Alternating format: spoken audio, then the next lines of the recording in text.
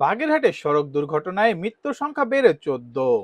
খুলনা মংলা মহাসড়কের বেলাই ব্রিজে নৌবাহিনীর বাস ও মাইক্রোবাসের মুখোমুখি সংঘর্ষে নিহত 14 জনের মধ্যে 12 জনই একই পরিবারের। 12ই মার্চ বৃহস্পতিবার বিকেলে রামপাল উপজেলার বেলাই ব্রিজ এলাকায় এই দুর্ঘটনা ঘটে। মংলা থেকে আসা নৌবাহিনীর বাস বিপরীত দিক থেকে আসা মাইক্রোবাসের সঙ্গে সংঘর্ষ করলে উভয় গাড়ির সামনের অংশ দুমড়ে মুচড়ে যায়। প্রাথমিকভাবে ঘটনাস্থলে 12 জন নিহত হন। পরে হাসপাতালে আরো 2 জনের মৃত্যু হয়। আহতদের উদ্ধার করে রামপাল উপজেলা স্বাস্থ্য কমপ্লেক্স এবং খুলনা মেডিকেল কলেজ হাসপাতালে পাঠানো হয়েছে। কাটাখালী হাইওয়ে পুলিশের ওসি মোহাম্মদ আবু জাফর জানিয়েছেন, দুর্ঘটনার খবর পেয়ে দ্রুত অভিযান চালানো হয়েছে এবং পরিস্থিতি এখনো সতর্ক পর্যবেক্ষণে রয়েছে।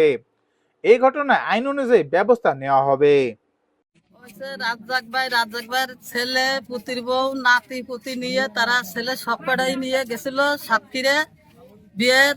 বিয়ে করে এসে বউ আনতে গেছিল, এরা গেছিল মাইকেরেতে। যার পরে ওইখান থেকে আসার সময় এই গুনাই ব্রিজের ওইখানে ওই নৌবাহিনীর গাড়িতে মারে দিয়েছে।